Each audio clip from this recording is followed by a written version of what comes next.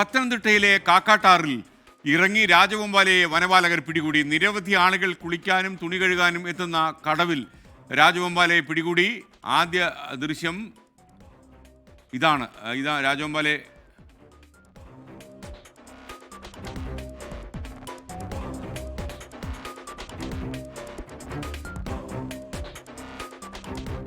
രാജഗോപാല നീന്തുന്നുണ്ട്. രാജഗോപാല ഒഴുകി നടക്കുകയാണ്.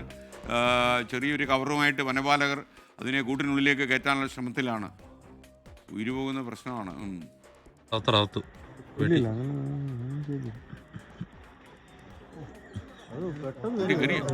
വെള്ളത്തിലല്ലേ ഉണ്ടോ വീഡിയോ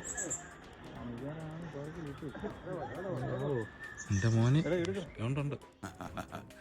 ഇത് വല്ലാത്ത കാഴ്ചയാ. ശ്രീജിത്ത് ശ്രീകുമാരൻ നമുക്കൊപ്പം ചെന്നു. ശ്രീജിത്ത്, ഈ ദൃശ്യം കണ്ടാലും നമ്മൾ അമ്പരന്ന് പോവും. പറയൂ.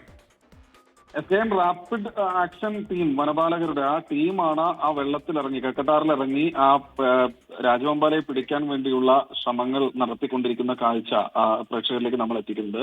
എന്തായാലും ഇത് കണ്ടു നിൽക്കുന്ന ആളുകൾക്ക് ഭയങ്കര ഭയം തോന്നും. കാരണം ഒരു 3 പേർ അടങ്ങുന്ന സംഘം ഇത്തരത്തിൽ നിൽക്കുന്ന സമയത്ത് രാജഗോപാല അതിന്റെ പത്തിയെല്ലാം വിടർത്തി ഈ വനപാലകർക്ക് നേരെ വരുന്ന ദൃശ്യങ്ങളാണ്, ഞെട്ടിക്കുന്ന ദൃശ്യങ്ങളാണ്. എന്തായാലും ഇതിനെ മണിക്കൂറുകൾക്ക് ശേഷമാണ് പിന്നീട് പിടിക്കാൻ കഴിഞ്ഞത്. ഈ കവറിനകത്തേക്ക് കയറിയിട്ടുണ്ട് ഈ രാജഗോപാല.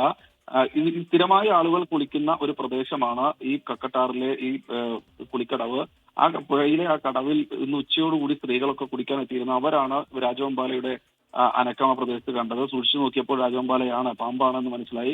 ഉടൻ തന്നെ വനപാലകരെ വിവരം അറിയിച്ചു. വനപാലകരെത്തി. ഏറെ നേരത്തെ പരിശ്രമത്തിനൊടുവിലാണ് ഇപ്പോൾ പിടികൂടിയിരിക്കുന്നത്. എന്തായാലും വലിയ ശ്രമത്തിനൊടുവിൽ രാജഗോപാലയെ പിടികൂടിയിരിക്കുന്നതാണ് ഏറ്റവും ഒടുവിൽ വനപാലകർ നൽകുന്ന വിവരം. അതിനുശേഷം അതിനെ വനത്തിന് ഉള്ളിലേക്ക് കൊണ്ടുപോയി തുറന്നു വിട്ടിട്ടുമുണ്ട്.